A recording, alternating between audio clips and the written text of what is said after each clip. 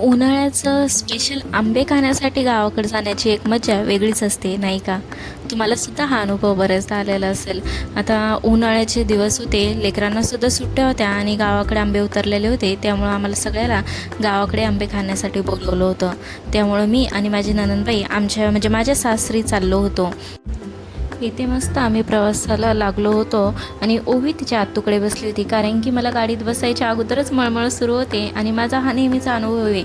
जर मला माहिती आहे आज कुठेतरी गावाला जायचं आहे आणि तो पण फोर व्हीलरने प्रवास करायचा, तर माझी अवस्था अशी काही अशी असते. मला खाली डोकं घालूनच झोपणं लागतं आणि मला प्रवास सहन होत नाही. त्यानंतर इथं लेकरांना भूक लागली होती, म्हणून ताईने घरीच औताप्पे बनवून आणले होते. त्यामुळे लेकरांची इथं औताप्पे खाणं सुरू होते आणि कावचं लटकच असे डोळे लावून इथं चालले होते, जसं काही त्याला खूप झोप आलेली होती. आणि ओवीला तिची आत्तू विचारित होती उत्तप्पा कसा झाला, म्हणून तिच्या हे अशी रिॲक्शन देणं सुरू होती. छान आहे म्हणून सांगणं सुरू होतं. आणि उन्हाच्या तळ्या एवढ्या होत्या म्हणून मी तिच्या डोक्याला इथे रुमाल बांधला आणि इथे दुपारी खाऊन पिऊन मस्त लेकरं असे झोपी गेले. आणि हिला मात्र ओवीला काहीच झोप लागणं नव्हती. तिचं सारखं याला परेशान कर, त्याला परेशान कर, तिच्या पप्पाकडे पुढे जाय, मागे माझ्याकडे ये, असं खेळणं सुरूच होतं. ती मस्त त्यांना बघत होती. त्यानंतर असा प्रवास करत करत आम्ही एका ठिकाणी थांबलो.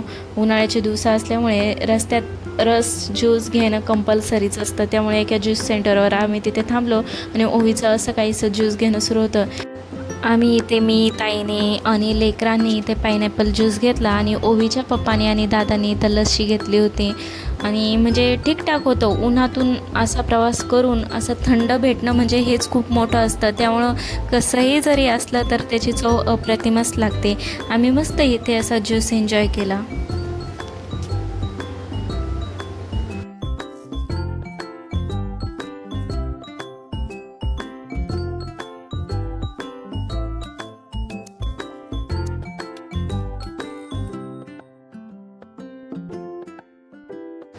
त्यानंतर फायनली आम्ही गावाच्या दिशेने आलो आणि ही आमची गावातली शाळा, म्हणजे माझ्या सासरची, जिथे आमच्या ताई आणि आहो आमचे तिथे शिकायला होते. त्यानंतर आम्ही ते पोहोचलो आणि ओवी बाहेर यायला तयारच नव्हती. तिला बाहेर ये म्हणून तिला खुणावून चाललं होतं, पण तिचं नाही असंच सुरू होतं. त्यानंतर ती गाडीतून उतरली.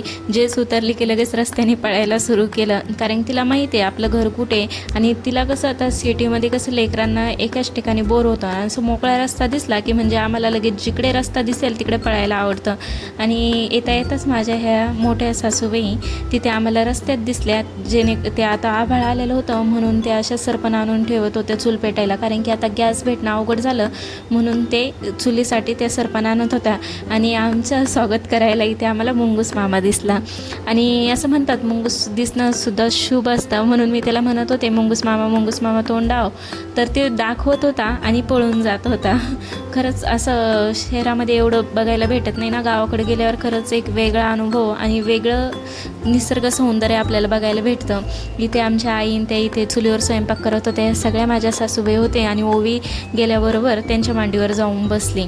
त्यानंतर इथं संध्याकाळ झालेली होती, म्हणून मग मी मस्त इथं असं देवाला दिवा लावून घेतला. घरी आले की असं म्हणतात ना, लक्ष्मीच्या हाताने दिवा लावायला पाहिजे. त्यामुळं मग मी इथे मस्त दिवा लावला. आणि इथे बघू शकता आंबे, गावाकडे आंबे खायला आलो म्हणजे आंबे दिसणं कंपल्सरी आहे. हे खाली काही आंबे होते आणि बाकीचे आंबे उतरायचे बाकी होते. मग मी तुळशीपाशीसुद्धा दिवा लावायला गेले, तर ओवी ते तिच्या 2 आज्यासोबत असं खेळणं सुरू होतं. ते माझ्या 2 सासूबाई आहे आणि ही ज्या नाटीवाल्या तुम्हाला दिसत आहेत त्या माझ्या आजी सासूबाई आहे. मस्त ओवी त्यांच्यासोबत मिक्स होऊन गेली. तिला असं काही वेगळं वाटलं नाही. त्यांच्यासोबत बसली, तिथे पोळ्या खात बसली आणि तिला खरंच म्हणजे असं खूप मोकळं आणि शांत अनुभव तिला येत होता. भारी वाटत होतं तिला. त्यानंतर मी इथं तुळशीपाशी दिवा लावून घेतला आणि घरात आले. आईने त्याने बाकीचा स्वयंपाक आम्ही यायच्या अगोदरच करून ठेवला होता. भजे मात्र राहिले होते म्हणून मी इथं भज्याचं पीठ कालवत होते आणि ताईन आई दोघी मिळून इथे आंब्याचा रस बनवत होता.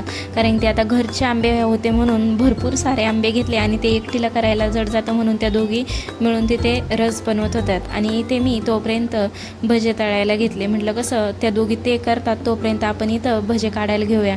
इथं मस्त गरम गरम असे भजे तयार केले. तोपर्यंत इकडे आईने त्याने असा रस बनवून घेतला. आणि बघता लगे असं विकतच्या आंब्याचा घरच्या आंब्याचा कलरचा रस लगेच लक्षात येतो, नाही का? जेवण करून आम्ही ते मस्त असे साळवणात बसलो. गावाकडे जेवण लवकर होतात, त्यामुळं मस्त असा वेळ भेटतो बोलायला, गप्पा मारायला. शहरात मात्र हा अनुभव कधीच येत नाही. गावाकडे आल्यावर असं मस्त एन्जॉय करणं सुरू राहतं. तुम्हाला हा व्लॉग कसा वाटला गावाकडला मला नक्की कमेंट करून सांगा. भेटूया नेक्स्ट व्हिडिओ मध्ये, तोपर्यंत बाय.